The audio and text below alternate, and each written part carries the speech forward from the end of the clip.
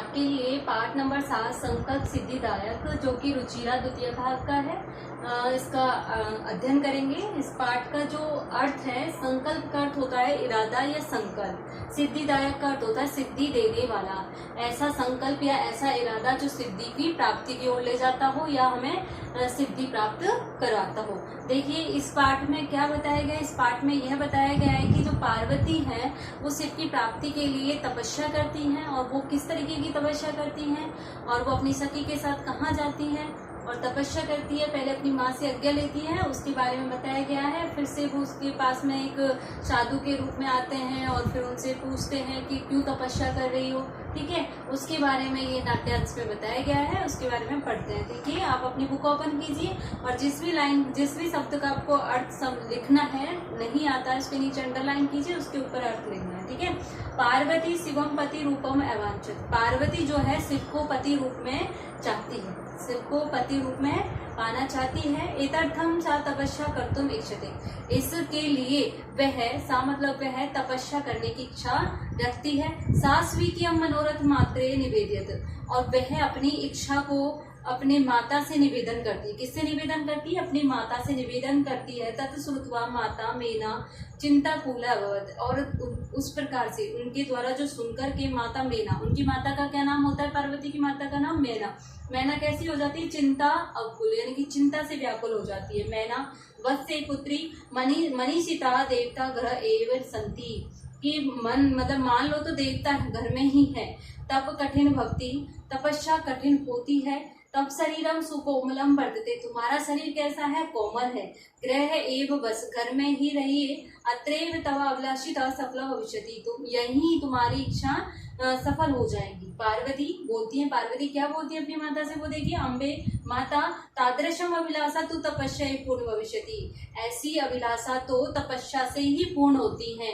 अन्यथा तादृशम पति कथम प्राप्स्यामि, अन्यथा वैसे पति कैसे प्राप्त होंगे मुझे। अहम तप एव चारिष्यामि च अरिष्यामि इति मम संकल्प, पहले देखिए मैं तपस्या से ही मेरे संकल्प को क्या करूंगी? सिद्ध करूंगी। कौन कहती है? पार्वती। मेना पुत्री त्वमेव जीवना अभिलाषा,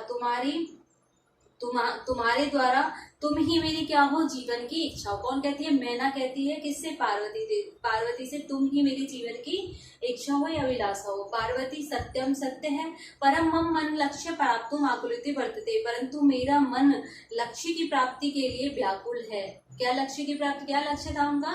शिव को अपने पति के रूप में प्राप्त करना। सिद्धि प्राप्य पुनः तवेव शरणम आगच्छति, सिद्धि की प्राप्ति हो जाएगी तो मैं दोबारा से तुम्हारी शरणों में आ जाऊंगी। अदे विजया साकम गौरी सिंकर गच्छामि, आज विजय के साथ, विजया उसकी सहेली होती है। कौन? विजया। विजया लिखा हुआ है यहाँ पर, देखिए तृतीय विभक्ति लिखी हुई है, लता के रूप चलते लताया, तो विजया।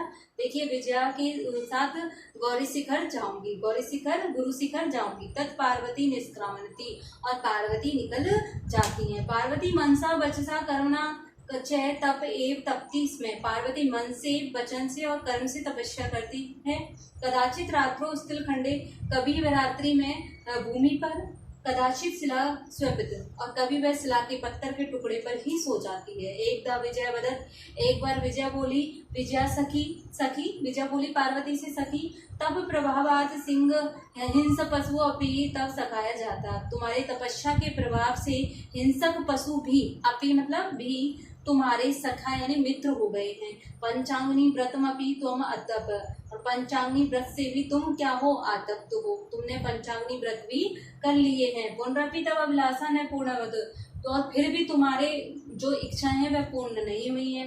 पार्वती आई विजय, अरे विजय किम न जानसी, क्या तुम नहीं जानती हो? मनस्वी कदापि धैर्यम न परित्यजति, मनस्वी मन की इच्छाएं कभी भी पूरी नहीं होती है। मनस्वी कदापि न धैर्य थी, कि जो मन की कभी भी धैर्य को नहीं छोड़ना चाहिए, मन से कभी भी धैर्य को नहीं त्यागना चाहिए। कब क्यों नहीं त्यागना चाहिए? उसने कहा तुम्हारी इच्छा अभी भी पूरी नहीं हुई है, तो पार्वती उसका उत्तर देती है, प्रत्युत्तर, कि मन से कभी भी धैर्य को नहीं त्यागना चाहिए। अपि च मनोरथा आगत नास्ति, कि मन की इच्छाएं कभी भी पूरी नहीं होती हैं। विजया तुम वेदम अधीतवती, कि मैं तुमने वेदों को भी पढ़ लिया है। वो क्या कहती है, तुमने वेदों को भी पढ़ लिया है, यज्ञ संपादितवती, तुमने यज्ञ भी संपादित कर लिए हैं, यानी कि यज्ञ भी कर लिए हैं।